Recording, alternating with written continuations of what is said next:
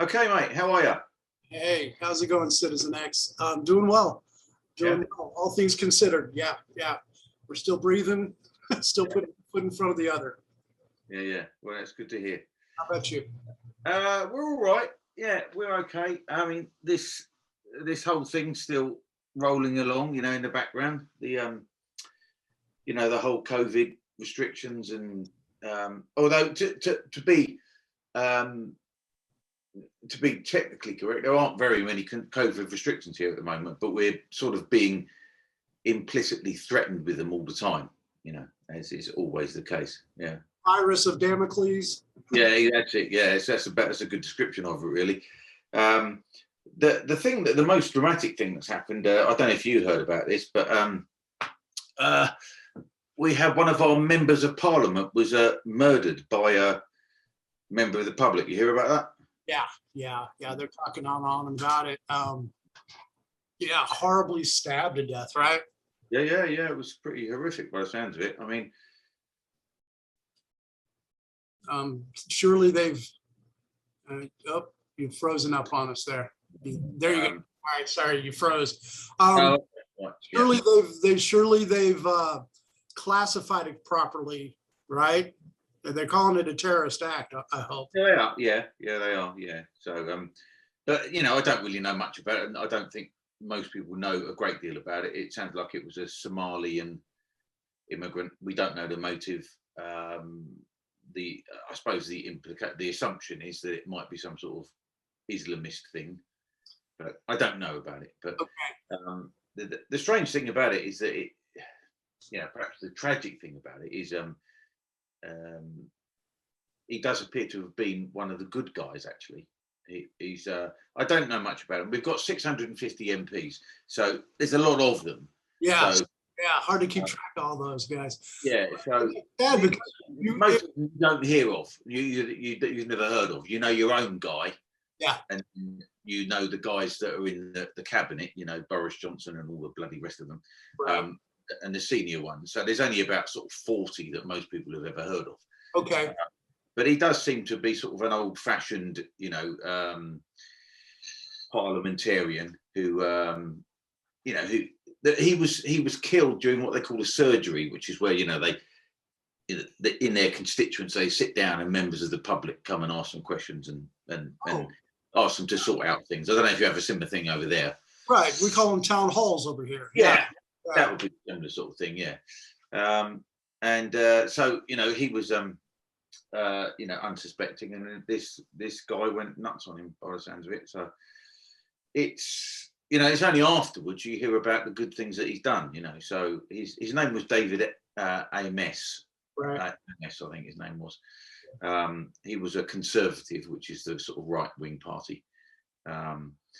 And of course, I don't know if you remember, we had a Labour Party, which is a socialist MP, killed 5 years ago. Do you remember that? No. Well, I heard something on the radio that this was the first politician to die in a few years, but I didn't know. 5 years ago, it was in the run-up to the Brexit thing. There was a youngish MP called Joe Cox who was murdered. So they've got one each now. So But as always with these things, I always feel that it's going to be an excuse to bring in more restrictions. Yep. Never let a crisis go to waste. Exactly. So I was going to say, I was going to ask you if you ever had anything like that over there, but then of course there's JFK, there's RFK, Reagan was shot. Right. Okay. Well, the closest equivalent to this for the tragedies over there is during I want to say it was the Republican Democrat softball game 3 or 4 years ago, maybe 5 years ago, was a completely demented guy with a gun showed up at it was actually practice. I think they were practicing playing some softball, and it's the congressional softball thing anyway, and one of our representatives got killed and 3 or 4 others got shot before the local security brought him down for good. And that had to have been, that might have been 4 or 5 years ago. I hadn't even thought of that in quite some time. I don't remember. I don't remember hearing about that. Yeah, well, and the media here tried to spin it, of course, as some right-wing, racist, right-wing Yeah. Nazi or whatever.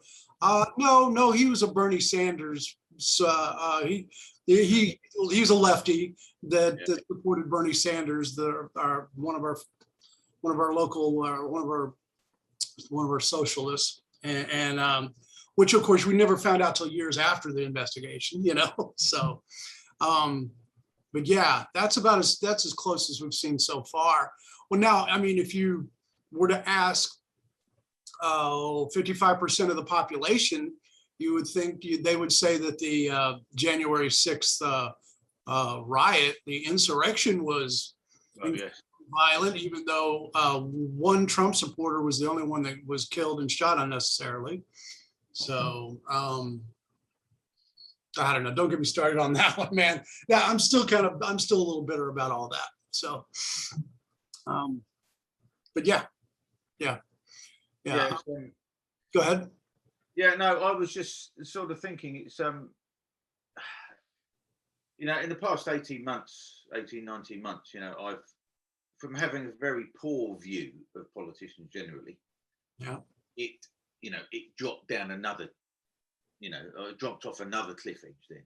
And of course I do feel that our politicians have just been disgraceful, really, by what they've allowed happen. And I do feel quite what would you say,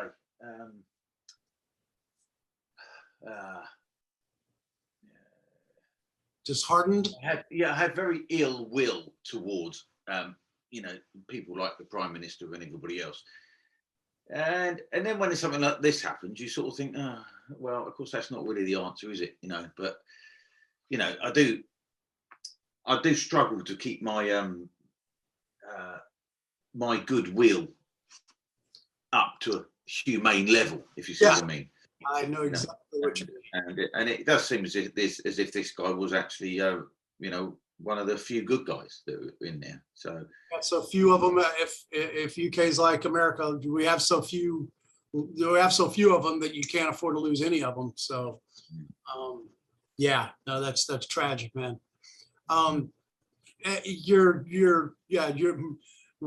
I completely agree with your opinion on politicians in general, because you could go in, the system is rigged in America. I don't know of any other country, of course. But the system is rigged to where you can have the best of intentions, and you can have a clean slate, and you can have a clear conscience, wonderful background, be a all-round 100% solid citizen. And once you get to Washington, it completely rots your soul out.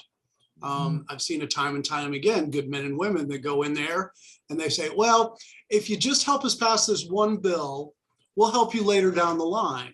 If you just help us bend this one rule, we'll scratch your back later. But that's how the game's played. And then they fool themselves to think, well, I can't affect the system from outside the system.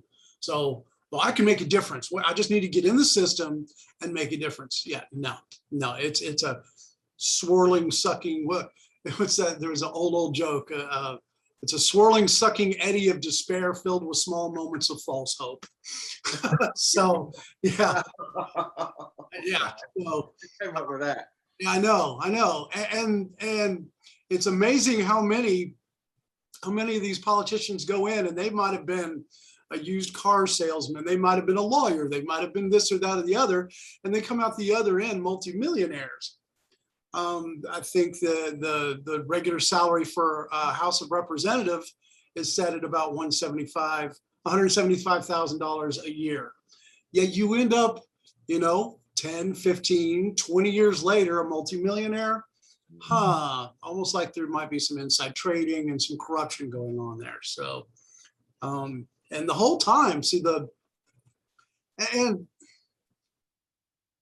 I do love the Constitution, I really do, but I've had to kind of keep it at a distance because it just breaks my heart, because I think I may have mentioned in our last conversation, that the United States Constitution has all the answers of every single problem we're going through right now. In fact, it's ignoring and trampling on and carpet bombing the Constitution, which has caused most of these problems. Because going in when they first there wasn't supposed to be a thing called that. There wasn't supposed to be professional politicians. You were to go to Washington or wherever your capital was, and you for a couple weeks, maybe a couple months out of the year, and you argue and you pass some bills or you don't pass some bills. Every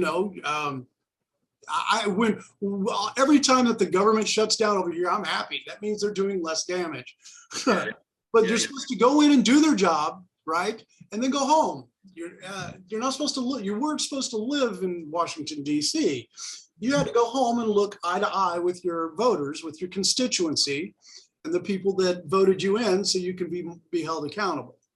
But accountability is a thing of the past now, as well as integrity and many other good values. So, I'm feeling really positive about our future here. How long do you think it takes for you to lose your? Let's say you were one of those idealistic people. Yeah. How long do you think it takes?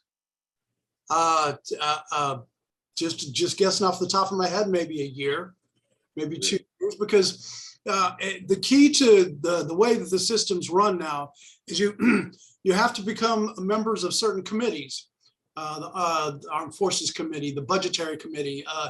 We've got thousands of committees, and if you're not on a committee, you don't get rank, which is it's just all status. And once you become a member, then you might be able to be like the chairman of said committee or whatever. And then you can kind of climb the ladder of status and power that way. And that I could, to this day, I still can only count on one hand the 5 good people out of the 200 and something representatives and the 50 or the 100 senators, and there's Mike Lee, there's Thomas Massey, Ted Cruz on a good day. Cruz is who's worried me because he gets a little too, he looks like he's glory seeking a little too much. Anyway, there's a very few number of people that I would trust at all in the federal government. And like I said, going back to the Constitution, in theory, on paper, whatever happens in Washington, D.C., and whoever's in the Oval Office really shouldn't affect our daily lives. What should affect our daily lives are our governors and our mayors and our school boards and local. It's supposed to radiate outwards from local to state to federal. It's the other way around now because people have grown fat and lazy, and they're too entrenched with their teams. Go blue team, go red team, It does appear to me, speaking as an outsider, that as a fairly sort of sort of basic understanding of federalism, is that there do seem to be an awful lot more federal agencies, than there ought to be. Oh, definitely. Because the big one that we've all heard of is the FBI. It's in the name. But then presumably the other ones, the ATF and the CIA, and the CIA and the more prosaic ones in here. The State Department in the debacle, not to rehash Afghanistan again with you, but it was the State Department that was denying people evacuating because they didn't have the correct form filled out right. Well, go get this other form. Where's the form? Oh, it's on the other side of the airport where you may die. You might not even make it to the other side of the airport. The half you could literally cut the federal government in half, and we would save money because of fewer taxes and save headaches and put a lot of people in jail that need to go in jail. So I think I mentioned earlier that before that, the Department of Energy was created back in the 70s to be because of the OPEC and the whole Middle Eastern oil crisis. and their mission statement was for America to become energy independent. Yeah. We did that. Okay, we did that as of about 9 months ago. We were energy independent. So what's happened since? What's that? What's happened since then? Because I did hear this. Biden shut down our biggest oil pipe. We've got a pipeline from Canada that runs all the way from Canada down to Houston in the Gulf of Mexico, and he shut that down. Yet he's, I don't know if ratify is the correct word, or supported the pipeline going through Syria to make sure that Russia and the Saudis and Russia have a pipeline together now. He's cut off leasing a large source of our oil, our crude oil, I should say, is on federal land, and they issue federal leases so you can drill and refine and pull the oil out of the ground in federal lands, which the federal government owns way too much of America to begin with.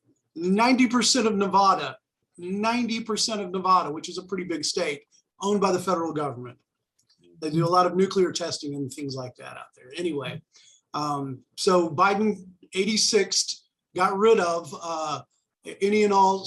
Now the old leases are still good for like a year, I guess. But we're constantly finding oil here, and there are people, having to bend the knee to the damn federal government to say, "Oh, please, can we get the resources out of our land?" And we shouldn't be having to ask permission for that. So yeah, Biden has successfully hobbled us while emboldening everybody else, it seems. Presumably the official reason is ecological reasons, is it? That's probably one of many excuses he's used. Yes, because we have to save the planet. But the planet needs to be saving.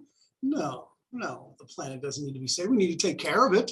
We need to be conservationists, and and there has to be some regulation. I'm not a complete, I don't know the term for it, but I do believe there needs to be some regulation. We need to keep our waterways clean and all that, just common sense stuff. But the world isn't about to implode in 12 years or whatever Greta Thunberg is saying now, or I'm not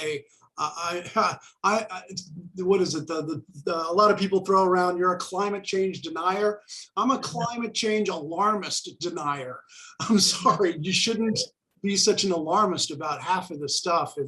The planet's been around for a long time. It goes through changes. It goes through ice ages and warming periods and plate tectonics and all that good stuff. And I may have mentioned once before, I've said it many, many times, that short of a nuclear war, like a big one, the climate isn't going to be changing radically, at least within the next few 100,000 years, hopefully. So, but yeah, Biden uses every excuse in the book to get his way, and he's got a majority. He's got a majority in the government, and he has one faction of just complete lunatic, zealot, woke idiots. And I shouldn't throw derisive terms like that around, but it's the first one that comes to mind.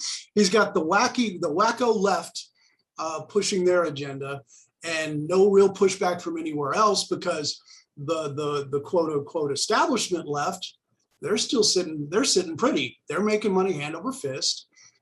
They're still getting reelected. So why push back on anything like that? And we are in the midst of a managed decline.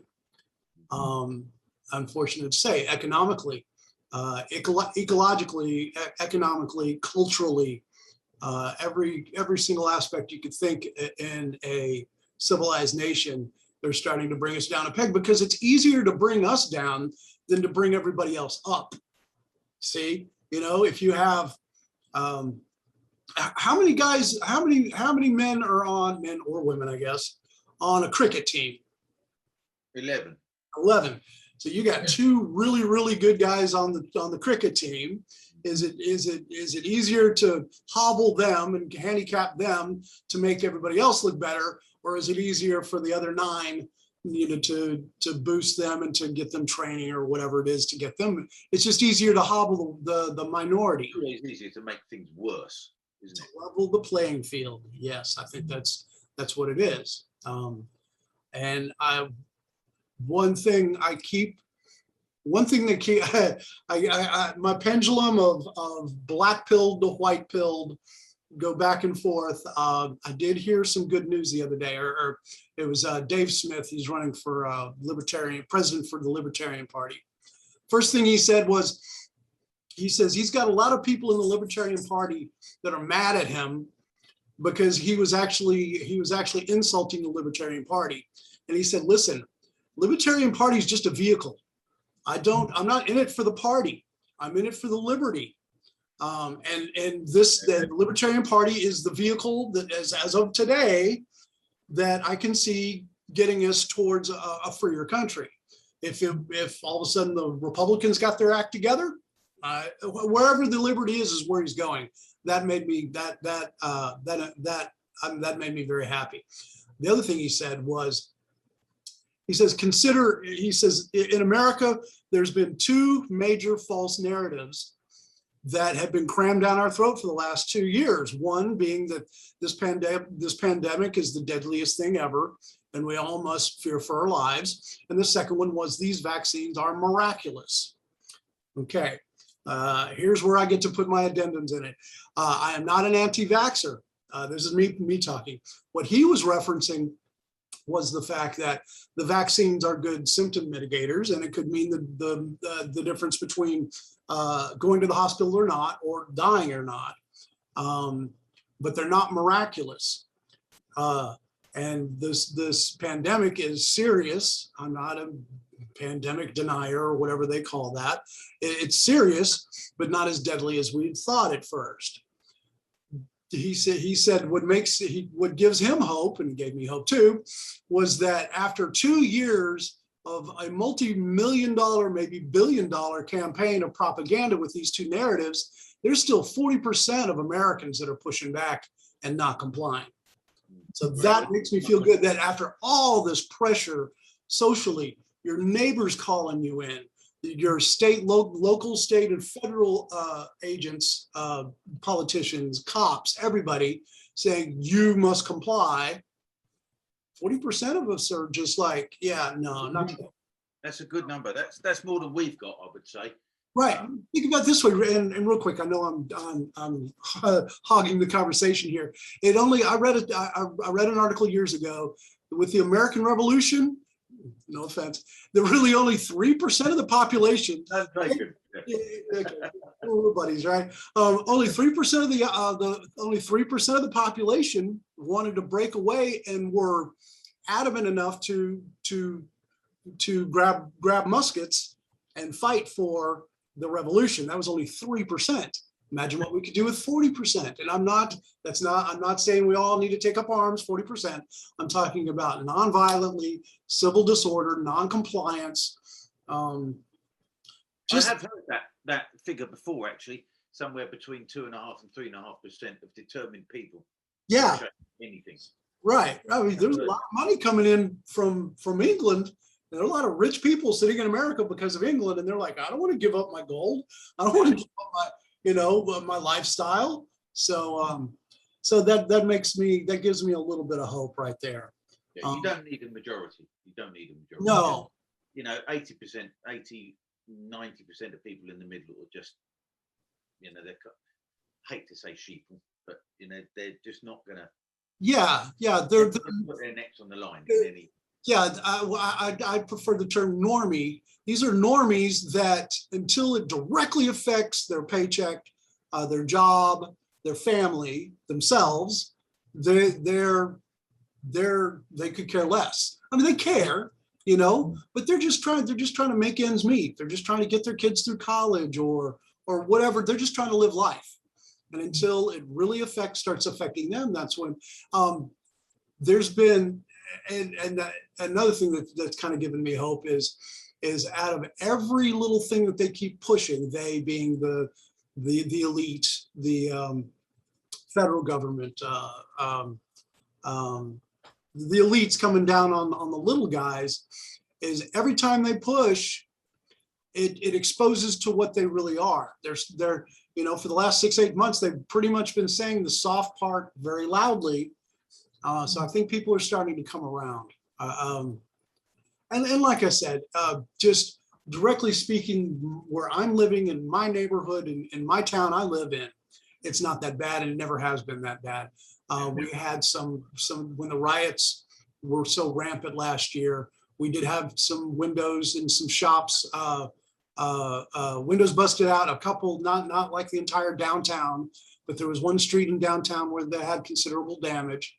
But there hasn't been the jackboot hadn't really come down on my region directly. And I think that's just because we've got some, we're a pretty red state, and we've got some guys that are pretty common sense when it comes to stuff like that. It blew me away. Biden. Actually, it's Charlotte, isn't it, where you live? Charlotte, isn't it? That's Charleston, close. Charleston. It would be a shame because you've got some pretty nice downtown area there, haven't you? Historic, yeah. We have buildings that were built. Most towns in America, isn't it? Yeah. Oh, it's beautiful. It is beautiful. We have the America's oldest museum. We have graveyards with headstones that date back to the 17 and 1800s. It's gorgeous. If you know where to look, it's amazing. It really is. And the food, right off the coast here, if you like seafood, is the place. If you let me onto an aeroplane again, I'd like to come and visit. So that'd be awesome, man. I'd show you around. No, it's beautiful. We got a beautiful beach, and the food is amazing, and the people are really nice. And that's talking of good news. Actually, I just read a little while back, just an hour or two ago, that Delta Airlines they're not going to do vaccine mandates.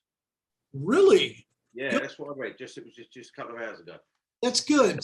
I was just going to talk about that because Biden does a press conference and just mentions that we're companies of 100 employees or more need to do a vaccine mandate. That was not an executive order. There was no law. There was no legal backing to what he said, and you already had companies up in New York and California doing it. Just because he suggested it. Now, he worded it as if it had some gravitas behind it. It didn't. But people were so quick to kowtow to him and so quick to lick the boot that they did it without even being told to. Yeah. I've heard many rumors about airline pilots, and there is some pushback. Have you seen the photos on Twitter and I heard something about Southwest Airlines. Southwest Airlines, was there a strike or something? They can't go on strike because technically they are federal employees. Right. Ronald Reagan, the air traffic controllers back in the 80s. Remember that, yeah. Did a strike, and Reagan would have none of it and fired them all on the spot. Yeah. You can't go on strike because you're going to just flat out get fired. Some people have called it the freedom flu. Some people call it not a strike, but a slowdown in work.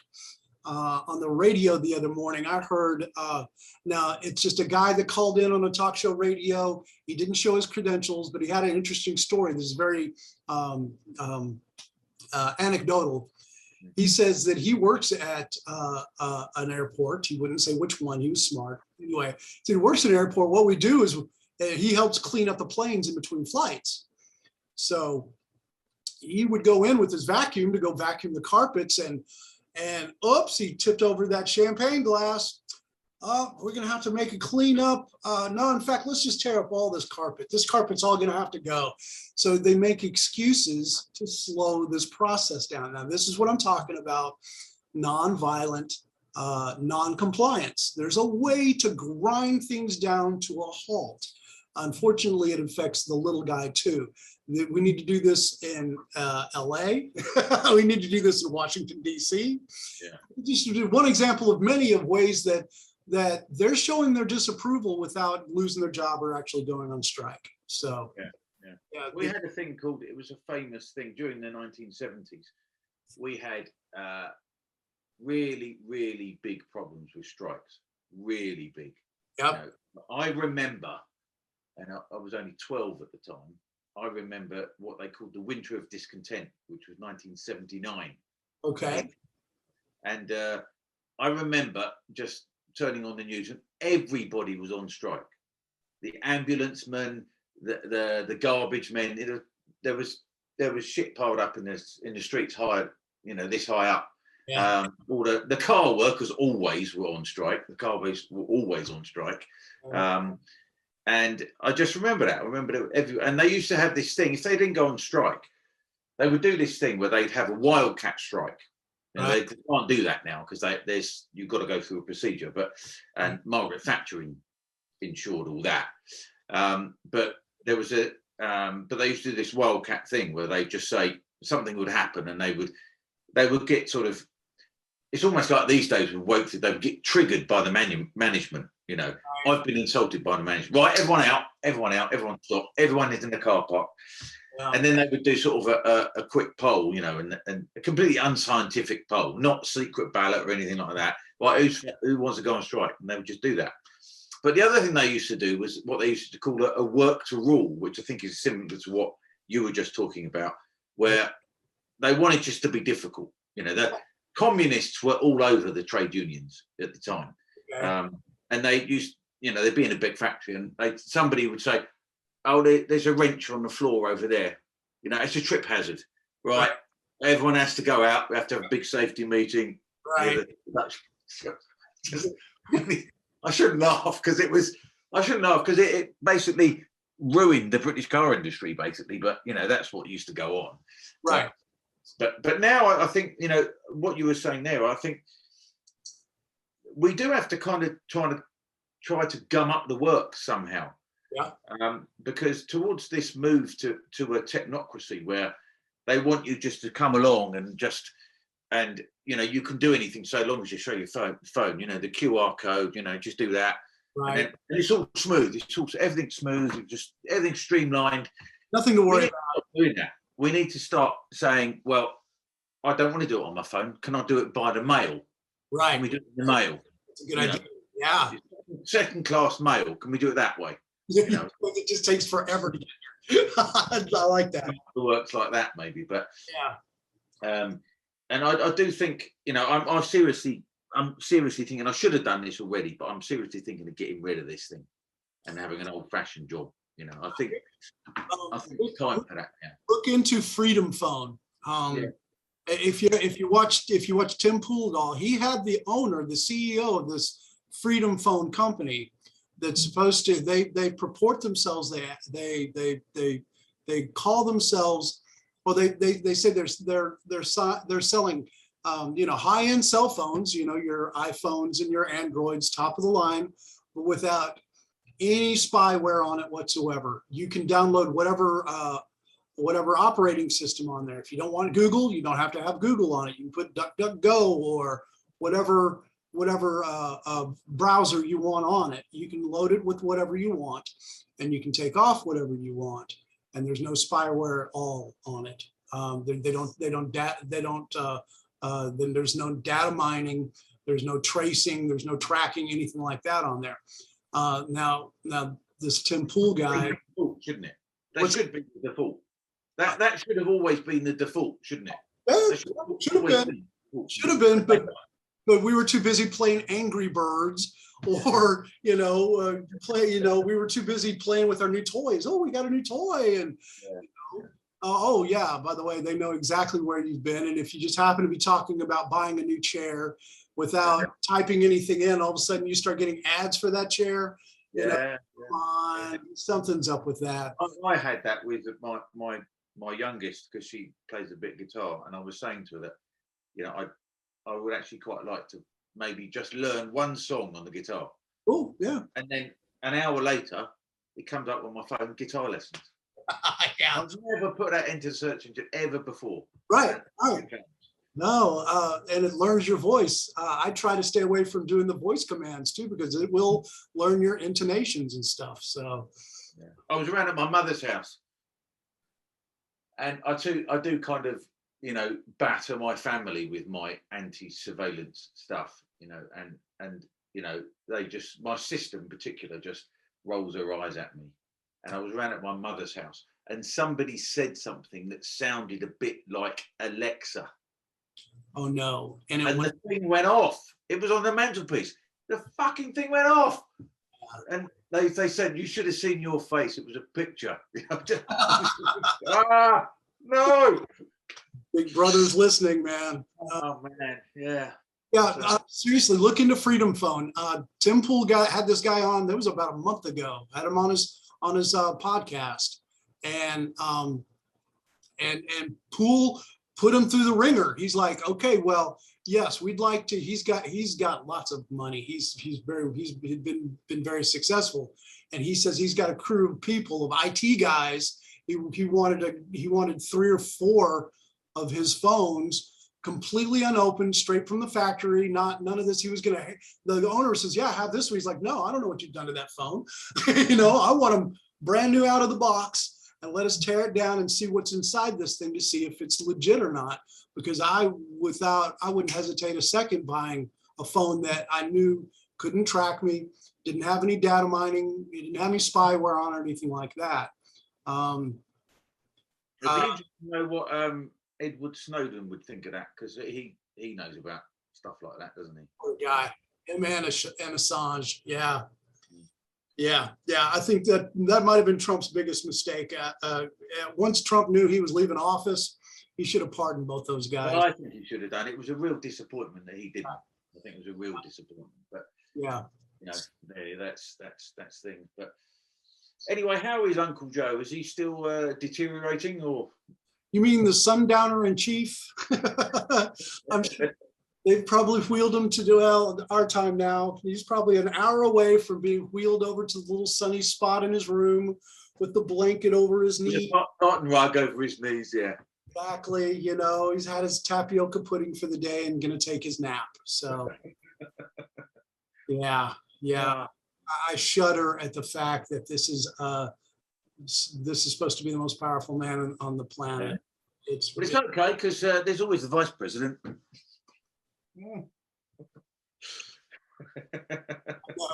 No, talk about being between the hammer and the anvil, man. Oh, and then right after her, I believe, is Nancy Pelosi. If I've got my oh, really? Is she sort of third in command? Apparently, then is that the way it works? At one time, I used to know them all pretty well, but I think she's it'd go Speaker of the House, and well, maybe it's the President of the Senate. No, the Vice President is the President of the Senate. Anyway, yeah, we got a room full of idiots that would take over in a heartbeat. So and he's not. There's no way they can have him run again in 2024. So Trump's rattling this. Trump's talking about it. He's hinting at it. He'll run. My only concern with him is his health, because he's not younger. Bill Clinton, I'm not sure if you heard, Bill Clinton's in the hospital with sepsis, and Bill is actually, he's actually younger than Trump. So it's kind of like, yeah, well, okay. So, but then again, I have a feel. Well, I was gonna say I'm not sure if Trump led the life that Clinton did, but he might have. I don't know. So, yeah, man, I don't know. I keep thinking it's probably gonna have to get worse before it gets better, but it might have to get worse to wake more people up. I think maybe you're right, actually, because I keep hearing little snippets of good news about, like, the Delta Airlines thing. Yeah. And that's a major thing, because that's a big company. And well, and the Southwest is based in Dallas, Texas too. That helps. Okay. So that helps out a lot. The fact that they're headquartered in Dallas, they always have been. Is that Southwest or Delta we talking? I'm sorry, that's Southwest. You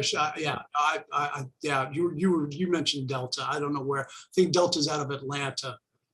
There's a lot of really big airlines that are based out of Atlanta, Georgia. So, but I thought that was a positive thing, because that's a big company. Yeah. and it's also to do with travel as well, which is also a positive thing. Right. Well, that's how they want to close the net on us here. There's they want us to get rid of cars, and they want everybody just to walk around and ride their bicycles. They want to limit our freedom of travel. And that's one of the many ways. Have you seen the photos of the Gaston flags hanging out of the commercial airlines? What's the Gaston flag?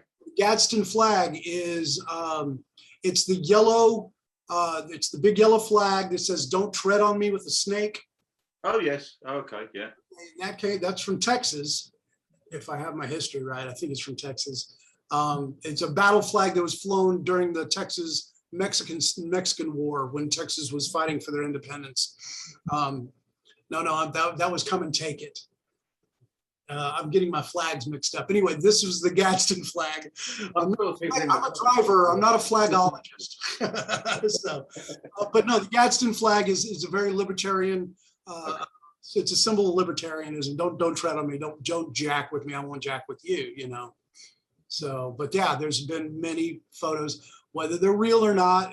You know, could be false flags. I don't know, but there's multiple photos of different planes where it had to have been the pilot. It's up there in the pilot window. They open up the window just a crack enough to throw a flag out, and it's draped down the side of the plane before takeoff, and somebody gets a photo of it. So I don't know. Like I said, I do get these little glimmers of hope, you know, and I try not to get too excited about it because God knows what's around the corner. So it's so difficult trying to work out where the where the sort of the level of compliance is. You know, I think because America is America, and you know, and it is sort of founded on liberty in the way that England isn't really. Although England has its own kind of liberty and has had. Keep in mind, we stood on your shoulders with the Magna Carta, and y'all abolished slavery way before we did. So don't sell yourself short. Well, you know, we also had a Bill of Rights as well, which in fact is arguably more important than the Magna Carta as well. Okay. But, it's not as extensive as the US Bill of Rights. Right. You know? Yeah. But it's so difficult trying to work out the level of compliance, you know, because we are, if the figures are to be believed, we are a very highly vaccinated country. You know, what are the percentages supposed to be now? Well, they tell us it's, you know, I don't know, 80% or something, or whatever it is. Wow, that's huge. Yeah, I mean, it is huge, but you know, these are government figures, you know, and yeah, take it with that grain of salt. Yeah. So we don't know, and of course, it's in their interest to have everybody believe that the people who are refusing the vaccine are a tiny number.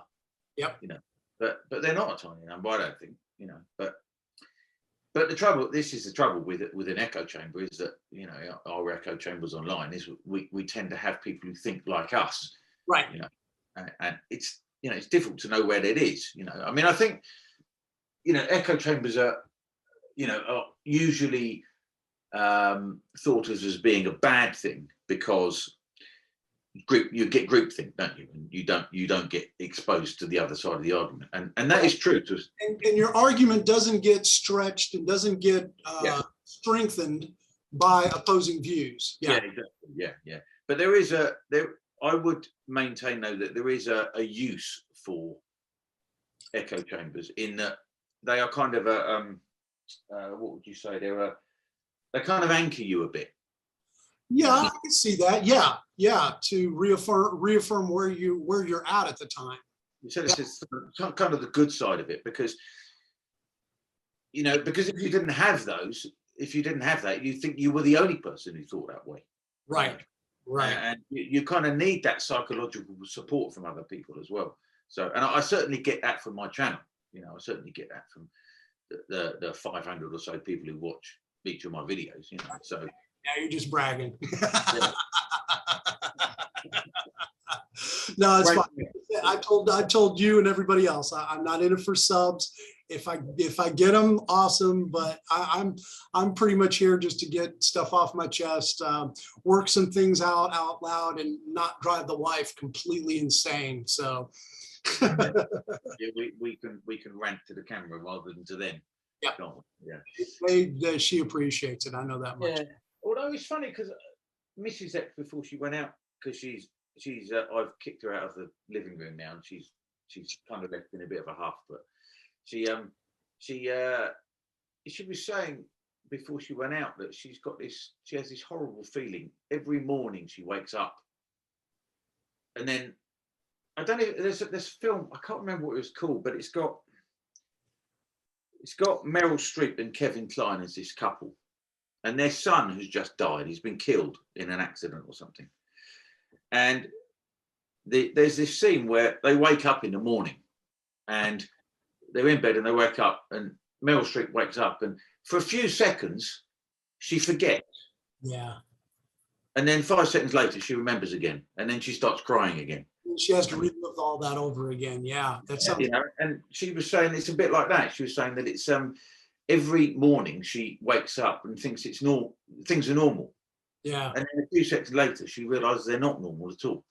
Right. And the world is heading for really, if we don't turn it around, is heading for a very dark place. Yeah. So it's, I mean, the thing is, I'm a bit of a pessimist. But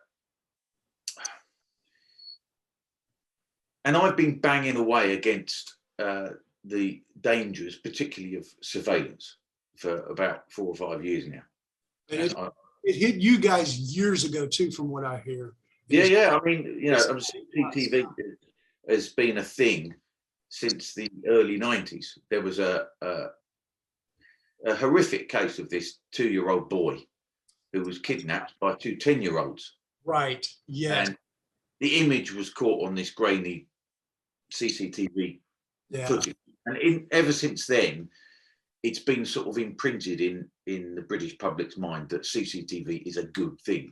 Yeah. And it's a lonely position I take, because everyone always says, well, if you've nothing to hide, you've nothing to fear.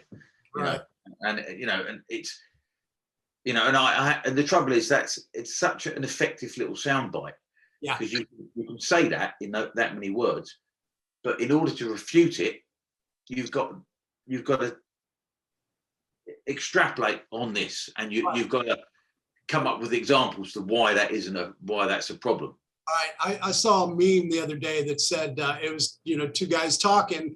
Well, if you don't have anything to, if you're not doing anything wrong, you have nothing to fear.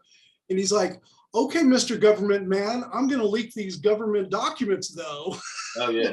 Yeah. And the other guy turns into, he had like a communist hat and a gun. He's like, no. So yeah, the government has lots of stuff to hide. So we should turn the tables on them and say, they don't like that. If you're not doing anything wrong, you've got nothing to hide. You should have no fear of hiding anything then. Oh, by the way, I want to throw this out, Mr. Pessimist. The ultimate definition of a pessimist is someone who finds a rose and then looks around for the coffin. Yeah. But pessimists are never disappointed though. So you got that going for you. I'm very manic. I go back and forth from leave me alone, we're all doomed, to there's light at the end of the tunnel. So well, I had to I was in this sort of unfamiliar territory of actually trying to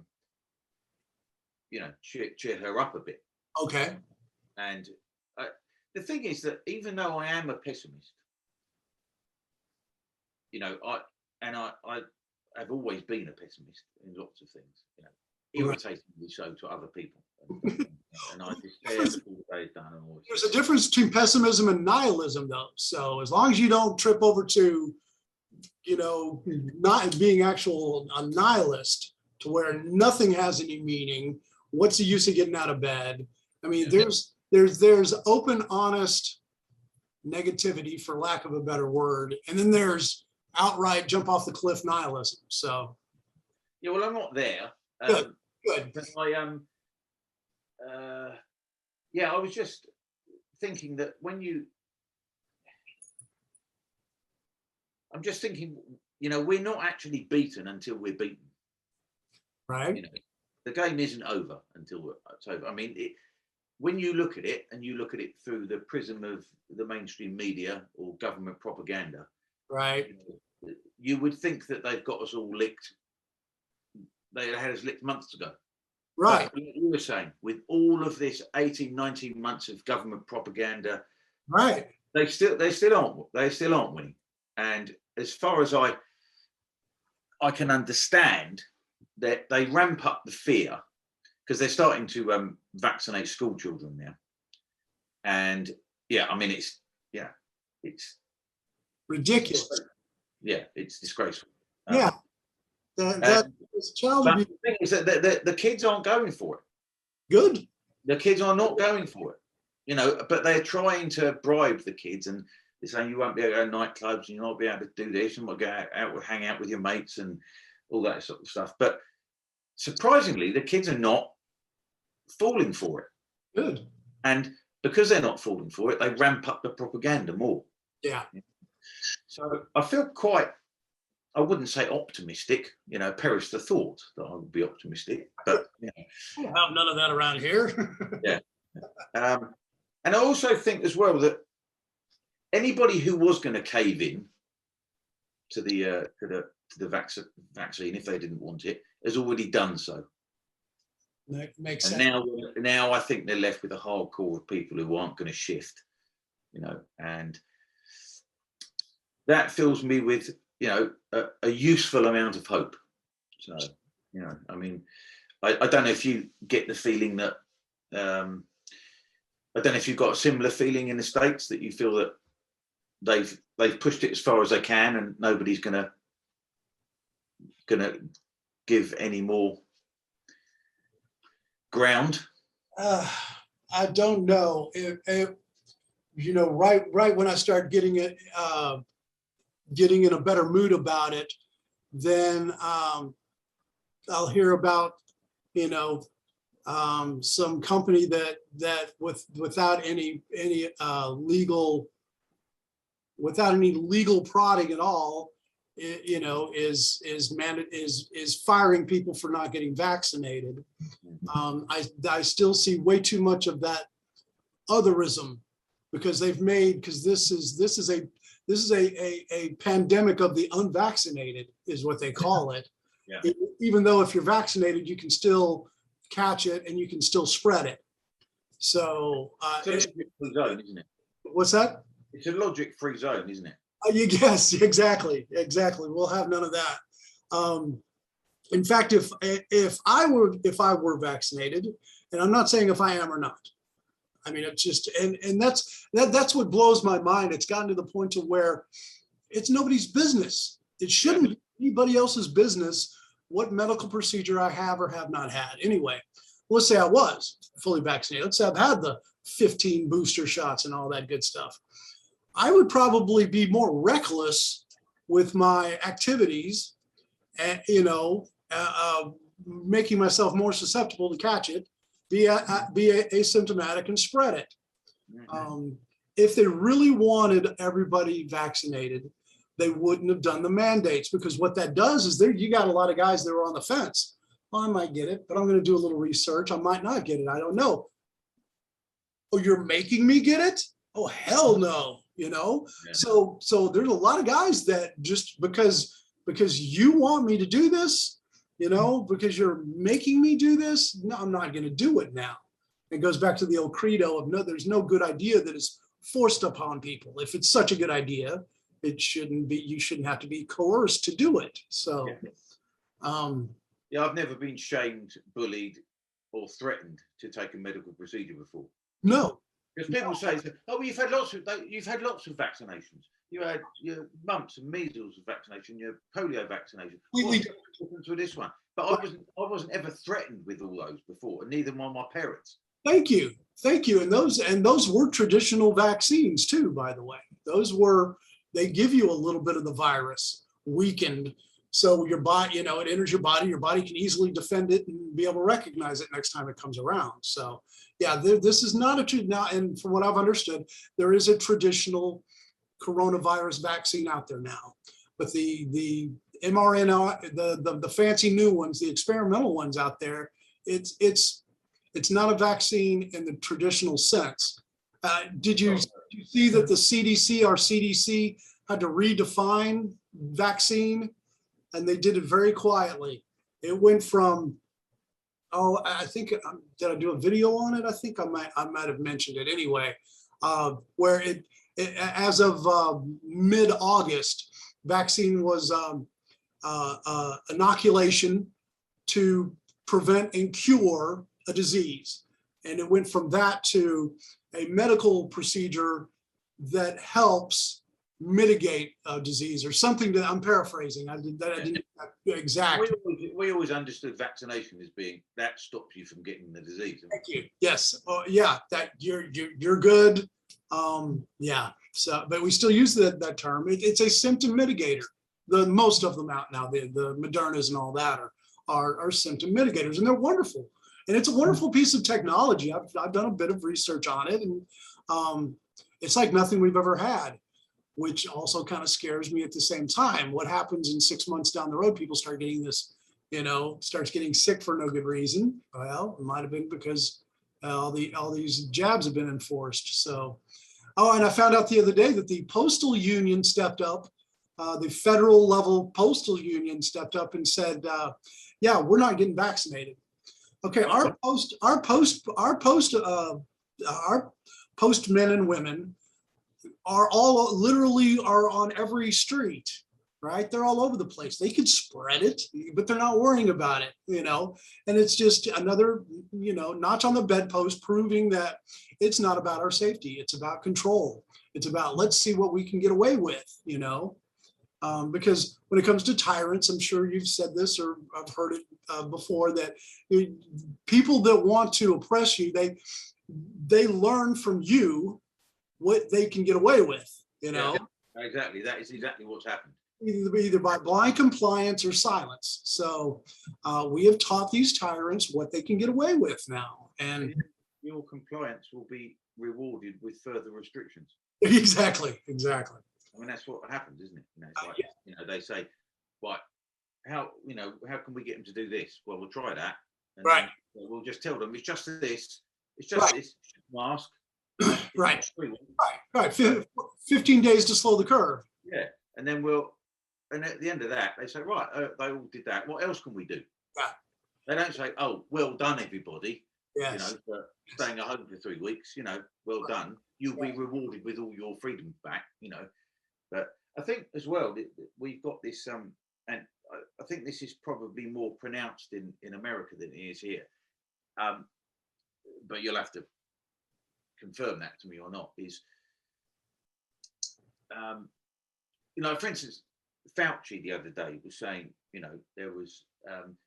there comes a time when people have to surrender their freedoms for, the good of the whole instead of the individual. Yeah, which is the siren call of every tyrant ever, isn't it? Yeah, and every dictator. Yeah. And it does. I mean, I found it astonishing. I mean, even a year ago, more than a year ago, that selling freedom as an idea has become a really hard sell. Yeah.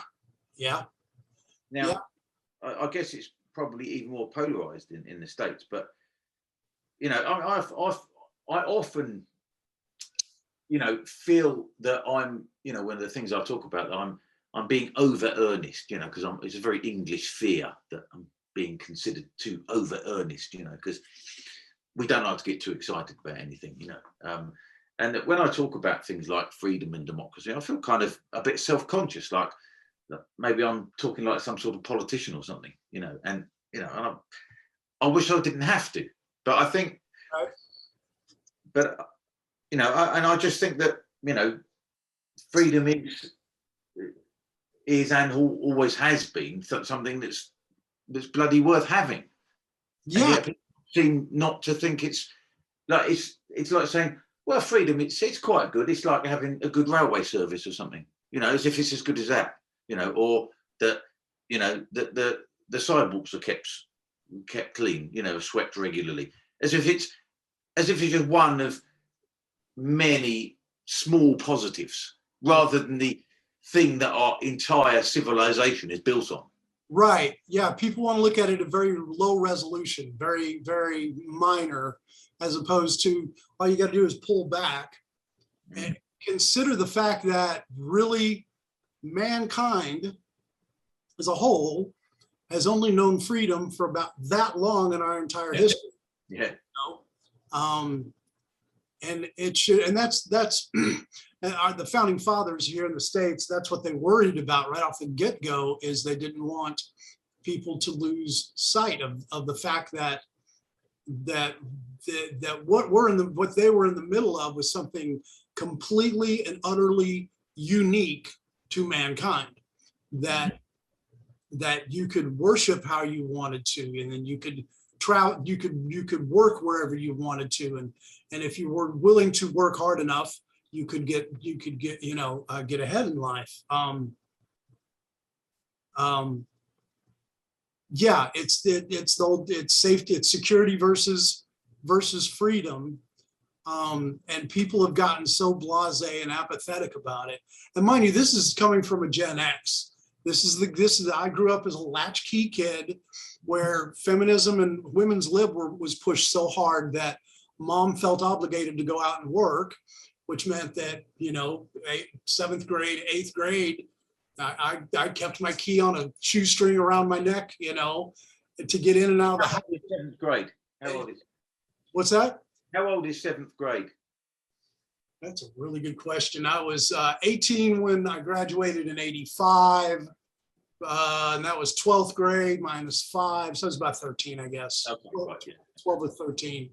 I come in and throw a pot pie or something in the microwave, sit in front of the television a little bit, Microwave all the way back then? Yeah. In fact, this America, man. We had the really big loud ones that I kid you not, on the back, it seemed to have like a Chernobyl radiation sign on the back of it. As a matter of fact, baby brother told me about 2 months ago.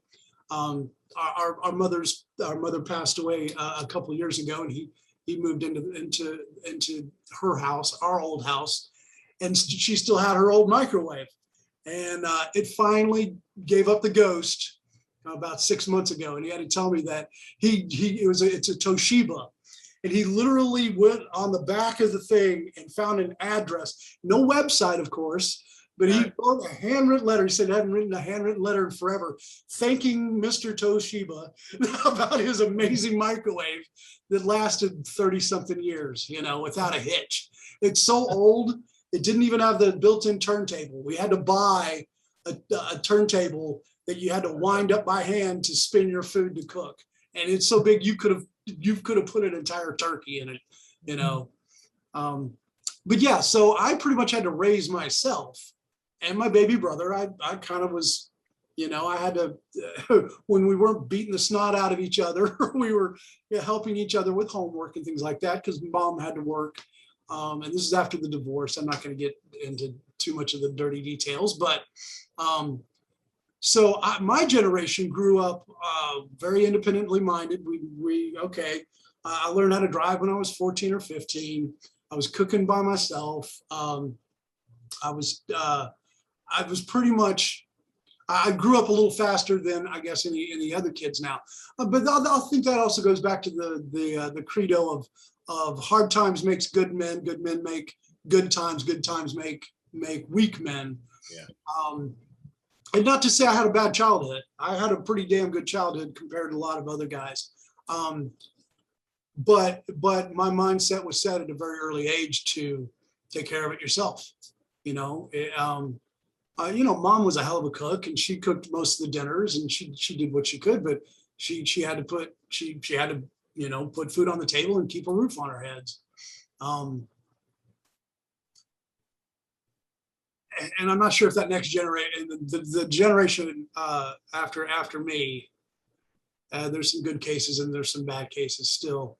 I keep hearing different articles how the millennials are supposed to be more conservative, and I hate throwing terms like that around. They have more common sense than the previous generations, and so maybe they are, maybe they're not. I don't know. Then there's Gen Z coming up behind them on TikTok doing foolish things. So I'm not sure how well, how accurate all that analysis is. So I don't know. Like I said, pendulum back and forth. Yay, boo. So I don't know. Yeah, I mean, I've just kind of found it. This thing I was saying about it being a hard sell. I mean, I found it kind of astonishing that it seems to me that when I talk to people, that they don't value the idea of freedom. They don't value it as a concept.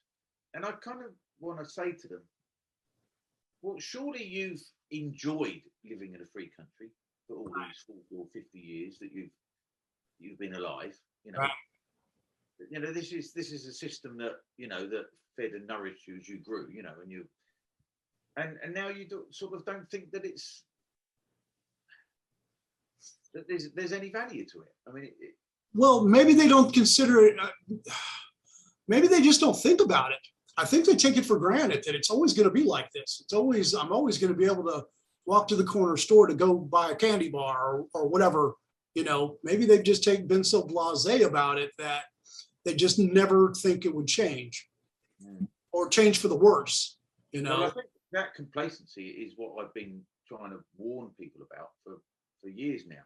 And I think this country in particular has always been, it is particularly complacent because the US has got the protection of the Bill of Rights, which is a big thing. Right. A big thing. But we haven't really had a tyrannical government for kind of hundreds of years, really. And we have had them, Henry right.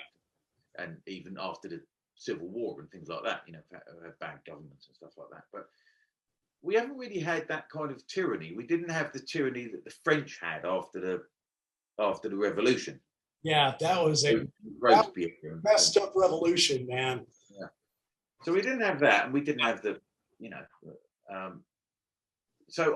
and of course we didn't have what the Germans have had. They had the Nazis, and then they had the Stasi, and they didn't have, and we didn't have what the rest of Eastern Europe have had. Yeah. So I think we've always been, I've been fearing that this complacency is going to lead us down this road, and it seems to be doing that, and one of the questions I kind of want to ask these people, and it's,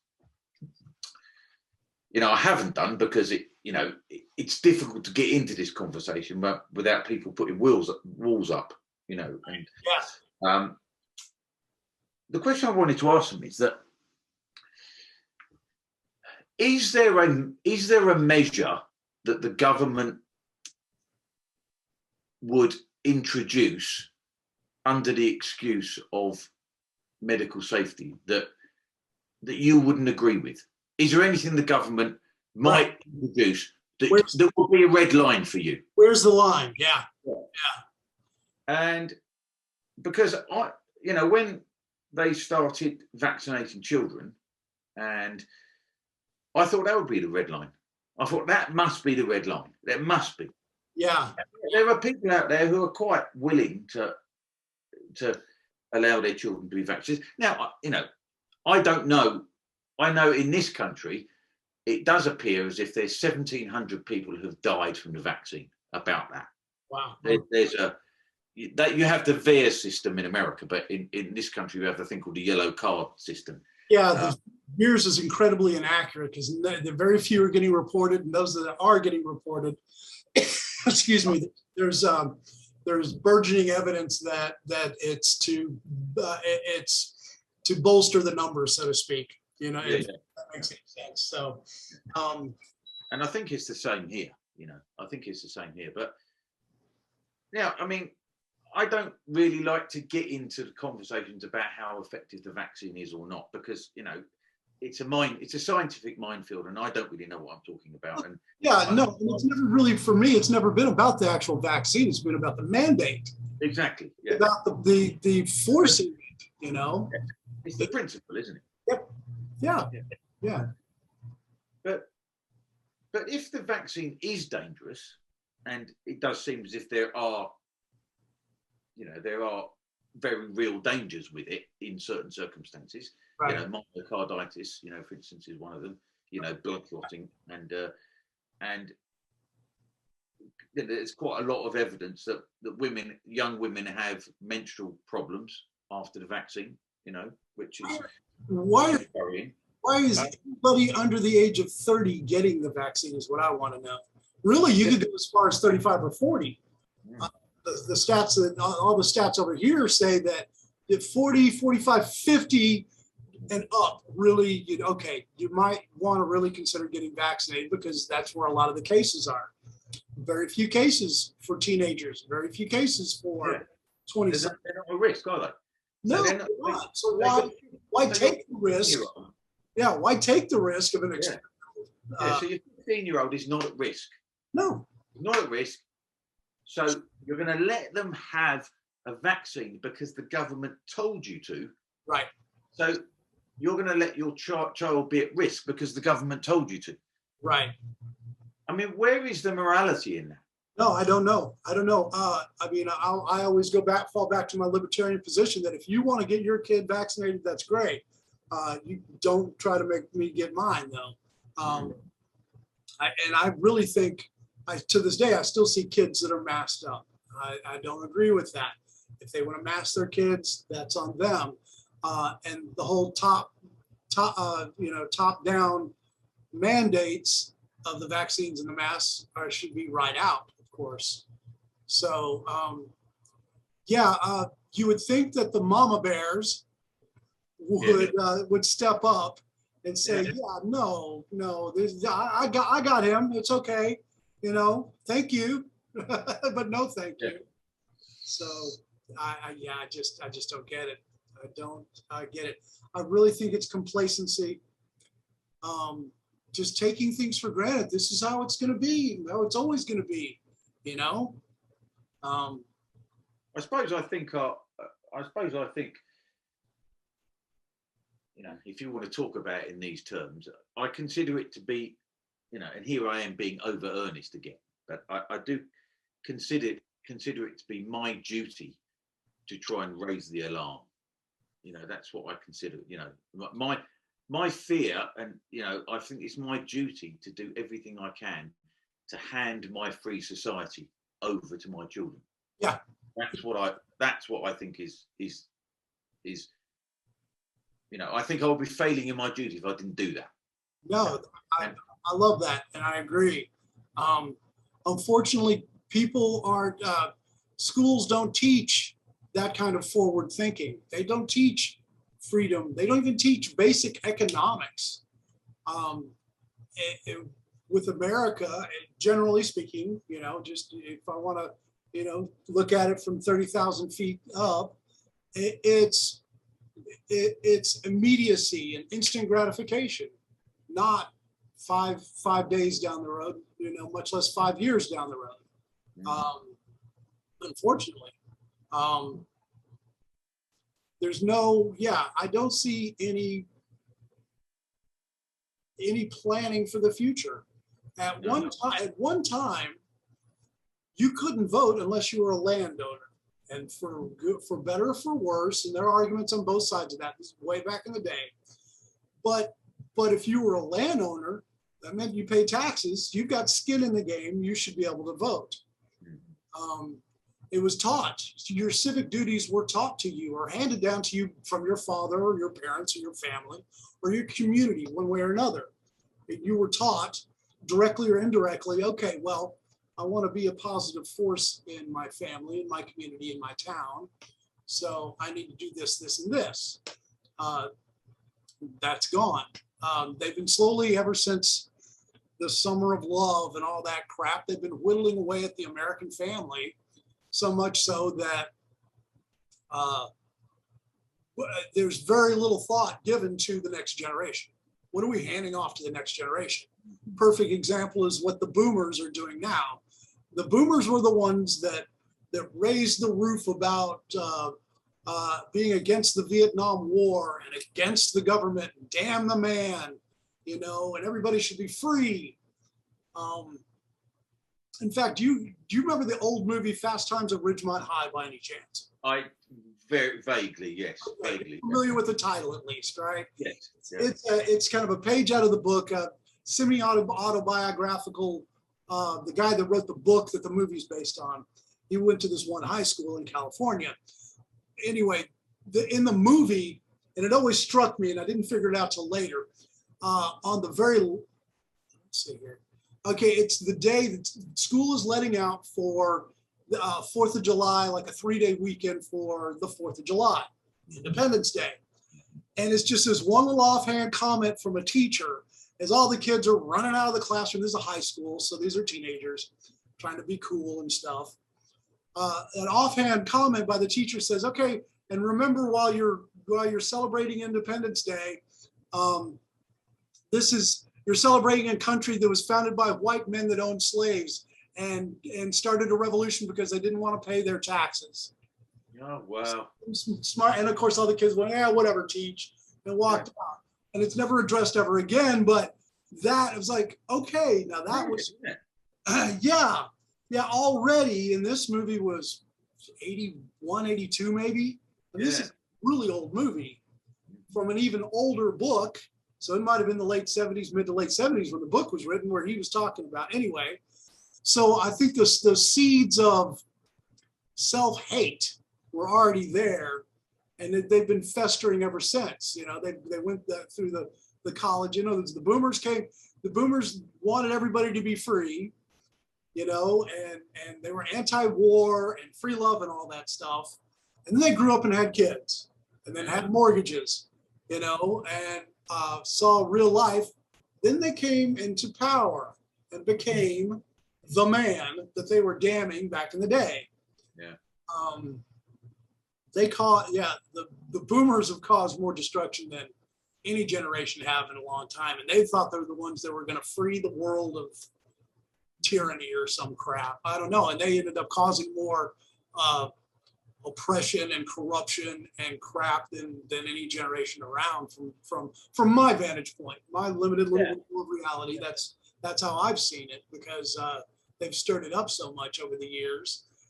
And now they're going to complain because they're getting old and retiring that they're not going to have any pensions. And my Social Security isn't going to be there. Well, Social Security was never designed for you to live off of. It was a supplemental income because you were supposed to work at your job for 30, 40 years and have a pension. You know, so. It's funny you say that sort of self-hatred. I mean, I was surprised to say that for you to say that, because I thought that was a peculiarly British thing, because we do have this thing in this country, and I don't know where it comes from, and it does seem to be particularly a British thing, or even maybe just an English thing. Okay. And real quick, what's the difference between being British and being English? Sorry to sound like an American. Well, okay. My country, which is the full name of which is the United Kingdom of Great Britain and Northern Ireland. Okay. Now, Great Britain is the island, the main island. Right. Made up of England, Scotland, and Wales. Okay. And Northern Ireland is in Ireland, is the top bit of Ireland. Okay. Because back in 1916 to 1922 or something, Ireland began to govern itself. Okay. But Northern Ireland, where the majority of pro-British Protestants were, okay, remained part of the UK. So there's the difference. I know it's only when you explain it to someone else you realise how unique it is in that we're a country made up of 4 other countries. Right. So when I say British, I can tend to mean the whole of the UK. The umbrella. Okay. Yeah. All right. England is, because England is, England's got 11 or 12 times more population than Scotland, for instance. Okay. Right. And there's about 56 million people in England. there's 5 million in Scotland, 5 million in 3 million in Wales, and 1.5 million in Northern Ireland. Okay. So England is dominant for that reason. Okay. So that's the technical thing. But okay. But this idea of and I think it probably is important that it is an English thing, this self-hatred. George Orwell used to talk about this. He talked about it even during the Second World War. There was this sort of self-hatred among a certain part of the population. What you might call the intelligentsia. Okay. Yeah. And they're all of the people that are in charge of all of the media and are at the top of nearly every institution we have, possibly even including the armed forces. You know, so we've got this sort of treacherous part of society that's at the top. Right. This is why all of our media they hated Brexit. They absolutely fucking hated it. Right. And you remember that how Trump voters got treated in America. Still are. Yeah. They call it Trumpism now. Trumpism, yeah. Oh, he's a victim of Trumpism. I think that was even more. I think it was even more pronounced for Brexit. Okay. Wow. And we were split quite half and half. Yeah. Yeah. But the media in particular absolutely hated it. They absolutely hated Brexit, you know, and the political establishment didn't like it either. Yeah. But quite a lot of the average, most of the, quite obviously most of the general public wanted Brexit. So we got it eventually. Yeah. After 4 whole years of them trying to overturn the result. Oh, we need another vote, don't we? Yeah, exactly. Yeah, the second referendum and all that crap. Yeah, but there is this section of society that absolutely seems to despise this country, and our Labour Party, which is our socialist party, are absolutely infected with all these people, and they, in the last general election, which I'm hoping won't be the last general election, but I can't be sure with the current rate of striking. We'll put it past them. They had this thing called the Red Wall. Now, we might have touched on this before. In this country, red means socialist, the Labour Party, rather than the other way. So it's the other way around to you. And they had this thing called the Red Wall, and that's supposedly people who would always vote for the Labour Party, no matter what. No matter what, you could put a monkey in a Labour seat and they would vote for it. Well, because of Brexit, they didn't. And so the Conservative Party, the right, the more, I mean, they're communists now, but they were supposedly a right-wing party when they were voted in. Yeah. But they've turned out to be communists now. So, they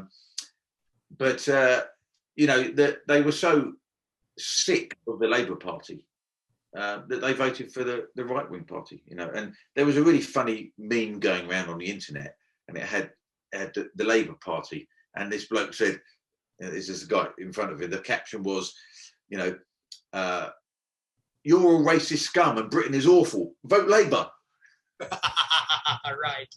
Right, and it all goes back to, if you don't want to be here and it's such an awful place, there's the door. Yeah. Bye. I'll help you pack your bags. That bad. Another case, if you hate it so bad in America, why are millions of people risking life and limb to get here if it's so awful? I'm surprised that you say that there's a chunk of the American public that is the same. Yeah, and it may boil down to a lot of what you've seen over there, because it's a lot of academics, and it's a lot of and when it comes to just general populace, just rank and file citizenry, I think a little bit has to do with not being too cocky. We are a lot more globally aware than ever before. I get that. We can, I can have a conversation with the guy in England and stuff like that. So we're more aware. So I think some people do it just to not sound too arrogant. But of course, there are a lot of people that make a good living at hating on America, and most of them are on our major cable news stations, you know. So yeah, it is a small form of self-hatred. I don't see it often. I see it often enough to take note of it, but I haven't seen any real patterns other than it's from the ivory tower crowd, you know. But I don't think the reason it's so curious is because it doesn't seem to, from what I understand, from what I've read and heard, is that impulse doesn't seem to be America there in France or Italy or Germany or Scandinavia. It is in Canada, I think, and it is in Australia as well. And I think it's an Anglophone thing. I think it might be, you know, and partly one of the reasons that they're having such trouble in Australia now is because those people at the top of all their institutions are, well, they appear to be communists. Yeah, you know? yeah, tyrants. Yeah, yeah. I think too many people have taken advantage. You know, in the Anglosphere, we have very open. It's a very open society. There's a really cool word that escapes me now, where we're very accepting to other, not multiculturalism, because I know that's never worked. You have to have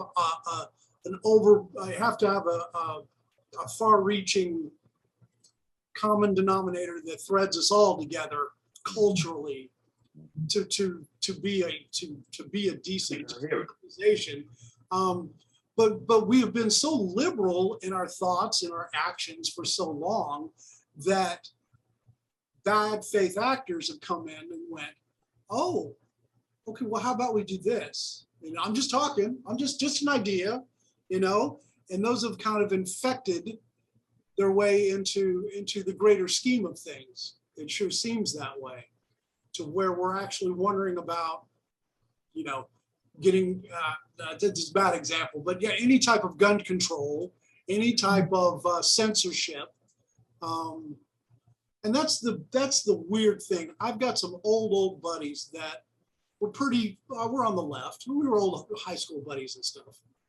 And then there's a couple more friends of friends. But anyway, we got along well enough. And they were very anti-war until Obama came around. Yeah. And then it wasn't an issue anymore. You know, Obama killed more citizens than I think any other president in modern memory. But no, it's okay. It's Obama. Well, hold on, I thought you were anti-war. You know. Yeah. Let's see. And the last. No, go ahead and finish off. I've got one more topic I'd love to talk about too. No, I was just saying that there doesn't seem to be any consistency and this is a lack of principle, isn't it? Yeah.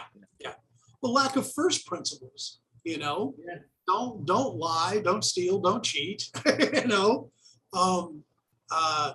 do unto others as you would have do unto. You know, and I think that's the eroding of Christianity.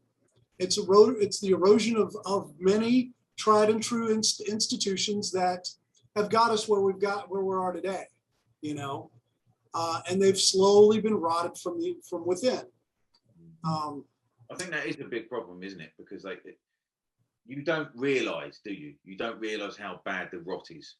No. And then you find out the only thing that an institution is, really, the only piece of value it is the building that it sits in. Right. Yeah. And the people that wield power in those buildings, if they're bad faith actors, they're going to point that institution in the wrong way, you know. From colleges, we have world-renowned vaunted colleges, Yale, Harvard, you know, that have instituted discriminatory policies, completely usurping the Civil Rights Act. Yeah. And they can get away with it, you know. but it's all for the good. You know, they've taken affirmative action and just put steroids to it, or I don't know how you would word it, in hopes of getting more minorities in. They're oppressing minorities, you know, because the majority of the entrances in of Harvard were Asian. Yeah. And the powers that be went, whoa, hold on now. We can't, that's too many there. We don't have enough left-handed, one-eyed albino lesbians. So we have to do something about that, you know? And so there's many lawsuits in the works for that too. So hopefully the whole state of California, I'm not sure that they were going to vote. They were having a state referendum on whether or not to completely get rid of their version of the Civil Rights Act for the entire state. I need to look that up. I haven't thought of that in quite some time. Well, to get rid of the original Civil Rights Act. Right. Well, you're In the 60s. anti-discrimination policies because of reparations.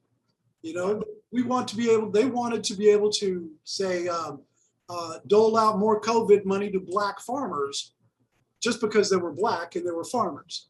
Yeah. You know, that's a little discriminatory to everybody. The Hispanic farmers, the white farmers, you know. So they you know, as the good liberals do, they have a great idea and then just can't implement it properly. You know, yeah, I want to help the little guy out too, but not sacrificing anybody else. You know, don't step on everybody else's rights to do this one little bit of good. You know, it completely spits in the face of Martin Luther King and all these people that fought and bled and sweated and risked life and limb and got incarcerated for how far we've come today. You know, it pisses me off that we don't know our history. You know, we barely remember what happened last week, much less 50 years ago that got us here. You know, Black divorce rate was way lower than white divorce rate back in the 30s and 40s and 50s. You know, and it's completely up on its end because Big Daddy government is the head of the household now. So yeah, it's a disaster, isn't it? It is. It really is. What happened in California recently? Because the governor wasn't he re-elected or something? There was a recall vote. There was enough people mad enough at him. He was caught. He decreed mask mandates and social distancing mandates and all these COVID things, and then was caught on camera breaking each and every one of them, being, you know, away from his house, at a fancy dinner with the Department of Health and all the other people in his cabinet that made these policies that kept everybody else locked down. He was caught on video. That was kind of the straw that broke the camel's back. He's done many other. He's very corrupt. Talks out his face. He's this gorgeous, handsome man that, yes, vote for me, but has no soul whatsoever. There was a recall vote. In fact, I got my hopes up. Larry Elder, who's this yes, I heard about him. Yeah, very incredibly intelligent, very articulate, well-read, wise man, been around the block many times. Stepped up for the first time. People for decades have been begging him to run for office. And he says, okay, well, here's my opportunity. Maybe I could be governor of California. And it failed miserably. Did it fail miserably, or did he get close? Or I think it was close. Yeah. The Democrats did a scare tactic campaign where they went to low-income neighborhoods and said, the Republicans are coming, and scared everybody to vote, or not everybody, but I think it was about a 60-40 split, where Gavin Newsom, maybe one of the worst governors ever, stayed in office. Let's not talk about our governors, because Governor Cuomo of New York. I was coming to him, actually. I've got him on my one of the things I was going to ask you about. He's got away with it, hasn't he? He got away with murder, yes. Now he's out of office, probably with his golden parachute pension plan. But what got him out of office was sexual harassment, which is bad. Don't get me wrong. It's horrible. Don't do it. Don't try this at home, kids. But the blood of upwards of 20,000 elderly deaths are on his hands. And he won't see a day in jail, much less go to trial over it. Yeah, well, we had this very similar thing happen over here, actually.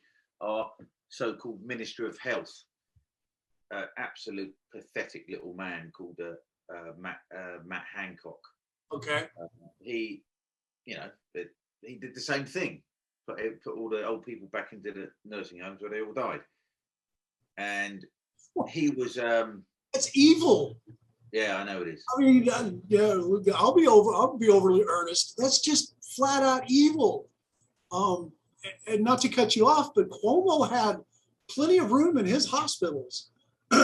Trump was kind of showing them up, but Trump took 2 huge medical boats, military medical boats, and parked them in New York Harbor. One, I think, had 1,000 beds, and the other had like 2,000 beds. Not one patient ever set foot on those boats because Cuomo was like, no, that's Trump. Trump's trying to help me out. I'm not going to put anybody there because that makes Trump look good. And it's padding the numbers to keep people scared, make Trump look like he's bad, look like he's the bad guy, and I'm the good guy. Cuomo literally wrote a book saying how good of a governor he was during COVID. So anyway, go ahead. I cut you off. No, well, I heard that was what happened, and I was kind of hoping that because that Matt Hancock bloke, he lost his job as Minister of Health because he was found to be it looked like a sting operation, basically. He was having an affair with a woman in the office. Okay. He was married, he had an affair. But he was in this office, and the office had CCTV cameras on the roof, on the ceiling, those ones that are in a glass bowl that are dark. Yeah. So you can't really see them. Yeah. And he was in a government building, and he lost his job, supposedly, because he wasn't respecting social distancing. Because he came in through this door, opened the door, and then closed the door behind him. And then this woman came up, and they had this kiss, and it looked so staged. Yeah. And I think it was a sting because they knew that he was so unpopular. Just get rid of him. Yeah. And that's what happened. And he lost his job, and supposedly he was kicked out of the family home, and but it all had the hallmarks of just this completely obvious sting. Oh Lord! Just because he'd become too embarrassing, so they got rid of him. But right. He's another guy who got away with it. He's got away with it. And I think like Cuomo, he's got blood on his hands. I really do. Yeah. No, and it goes back with Clinton. You remember the Monica Lewinsky thing? To this day, they still call it the Monica Lewinsky scandal. Not the President Bill Clinton scandal. Yeah. They use her name, and I think that's a kind of an indirect distancing to keep Clinton away from it. Clinton did that, and then his wife destroyed tens of thousands of emails, completely illegal. The Clintons are the ones that kind of opened my eyes of, oh, they can get away with anything, huh? Depressing, isn't it? Very depressing, especially coming on the heels, relatively speaking, of Nixon, because Nixon, had a conversation, and compared to the outrage back then, and I was very young, but I remember a lot of the adults very vehemently angry at the president about Watergate and all that. Compared to what they're doing now, yeah, it would hardly register these days, would it? No, yeah, it'd be a blip on a map, and it'd be buried on page 15 of the newspaper so far. So, oh, good Lord. Okay, cool. Sorry. And it's funny because I was reading something about when Nixon was in office. they were doing some nuclear arms limitation talks with Brezhnev, the Russian leader. Yeah. And they were due to, I think they were due to meet in Iceland or somewhere like that to discuss this. And then Nixon resigned because he resigned. Yeah. And Brezhnev was just astonished. He was just astonished. He said, "What? He's now not president because he lied." It was just me. What the hell are you talking about? Just once. I've lied 18 times just today. Yeah. And there was another guy, and this shows the sort of degradation of public service, if you like. Yeah. There was a guy called John Profumo. He was what was called the Minister of War then, which is actually now called the Minister of Defence. But he was called the Minister of War then, and which seems a bit weird. This was in 1963, and he went to a party at a country house, and there was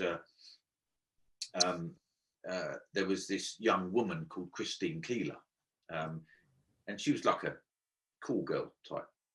Okay. Yeah. And she she was having, sexual relations with this Profumo guy, but she was also having an affair with this Russian military attaché. Beautiful. And there was, the scandal was, pillow talk, what's being discussed, all the rest of it. Right. And Profumo came along and he was questioned in the House of Commons, and he made a statement. Yeah, he made a statement, and then it became clear later on that he was lying. And he lied. And he resigned not because of this security thing, but because he had lied to the House. Oh. That was why he resigned, and resigned in disgrace. And he went off, and he spent the next 20 years rehabilitating his reputation for lying to the House once. Now we have, just as an example, just as a different example, there's a guy who's called his name is Nadeem Zahawi. Okay, now he's a member of Parliament. He's a British member of Parliament.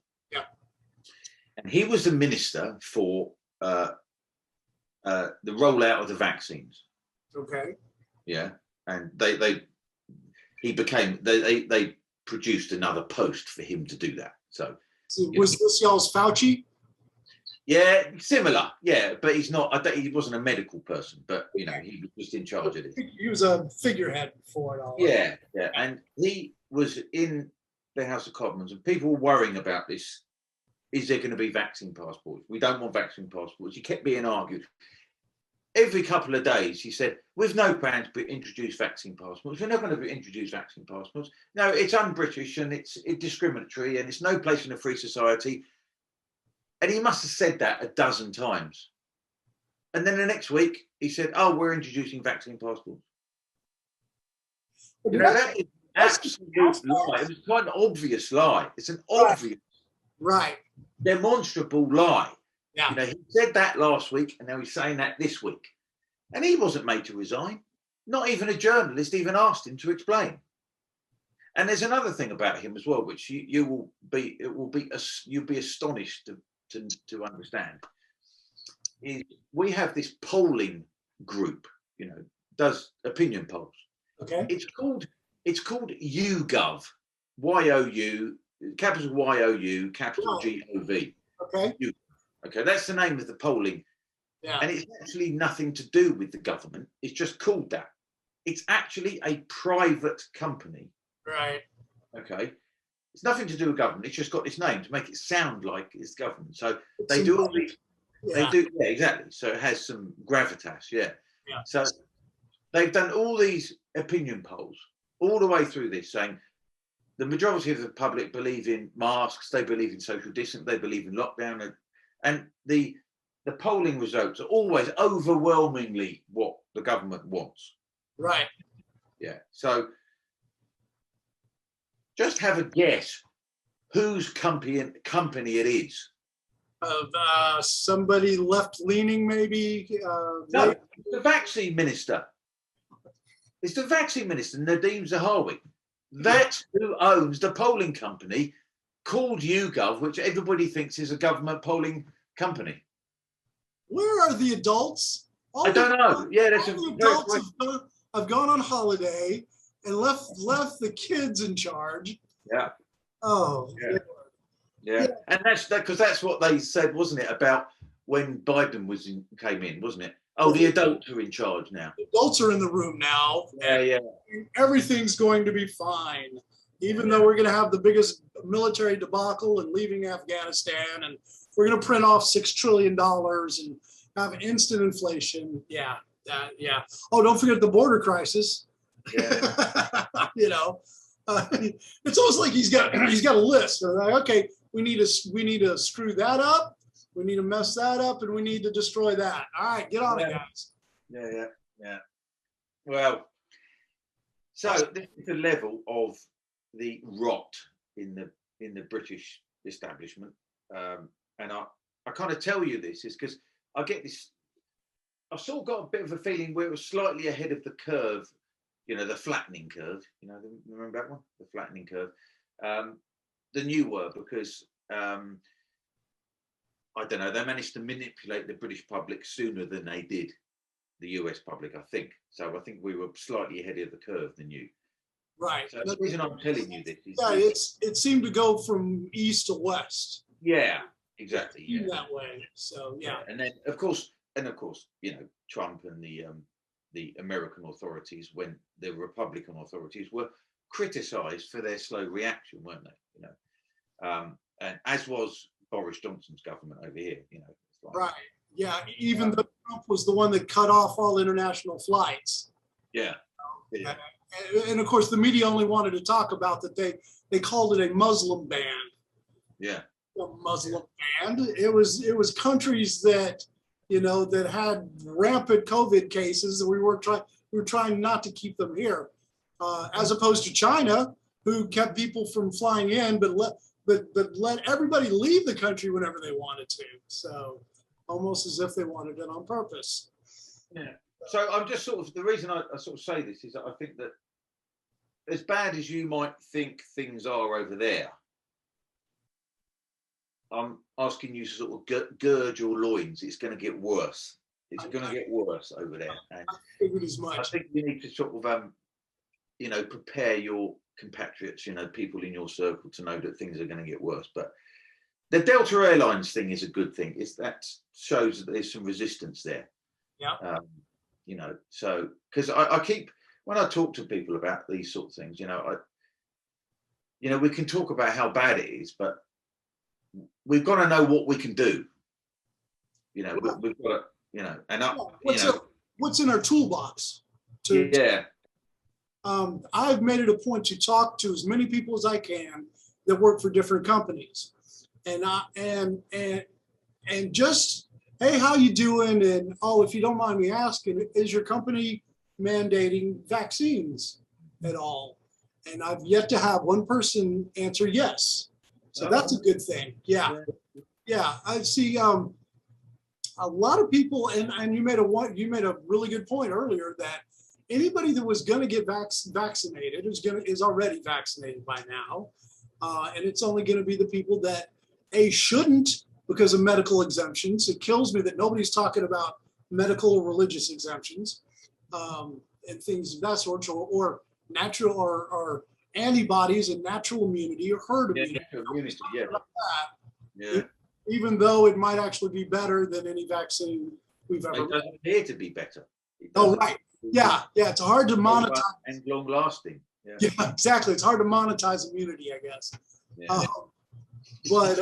And I'm all for making money. I'm a dyed-in-the-wool capitalist, but make an honest buck, not a corrupt dollar. Anyway, so like I said, I'm not seeing any huge compliance with the big, 100 employees or more mandates, because almost all my customers are very large warehouses that employ many people. So that kind of gives me hope. Yeah, well, that is good news. Actually. We need the truckers, though. I really wish the truckers and and that's one thing I loved about, I drove over the road for a short time myself, and truckers are the modern day cowboy. They, most of them, you're gonna get your occasional company guy, but most of them are out there to make a buck and see the sights and do their thing, and they don't want to be told what to do. I imagine they're independent minded.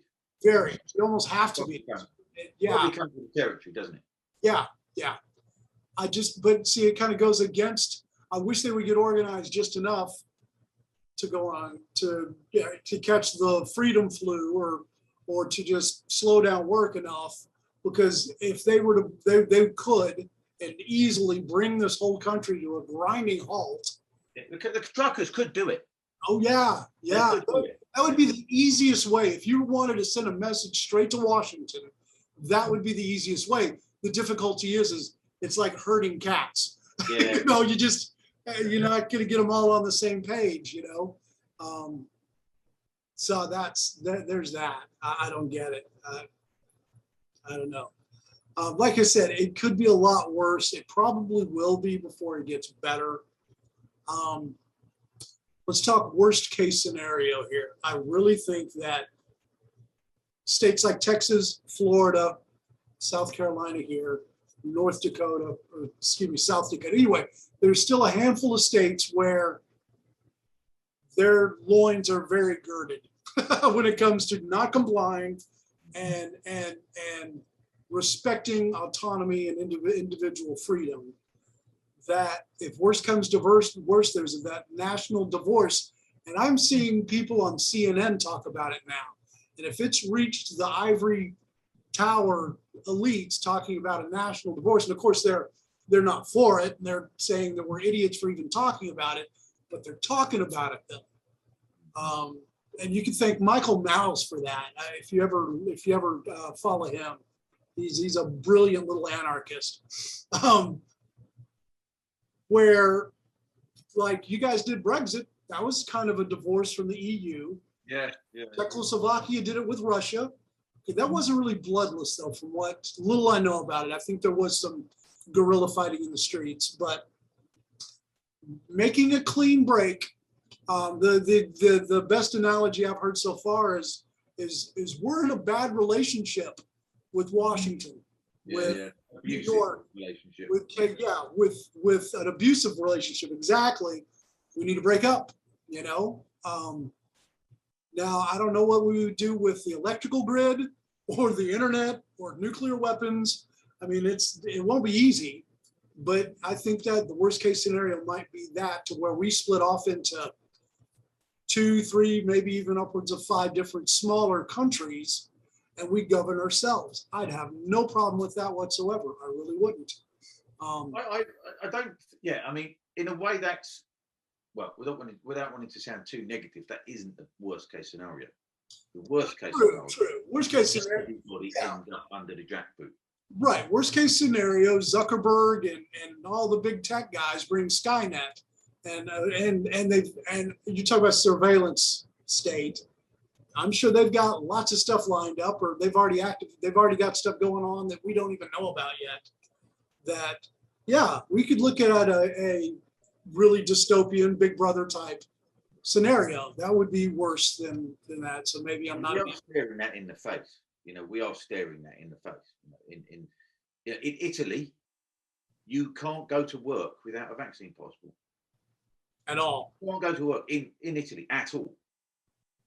I mean, I don't know if it was it's anybody in a salaried position. I don't know if it's Italian plumbers like me right. that can still go to work. Yeah. But I think it would be it's difficult even for them, because they've got to go into the plumbers merchants and buy things, and you're not allowed, So Italy, I mean, there's massive protests in Italy, but they're still pushing ahead. And remember, Italy is the birthplace of fascism. Right. Yeah. It's 100 years ago, Mussolini. Yeah.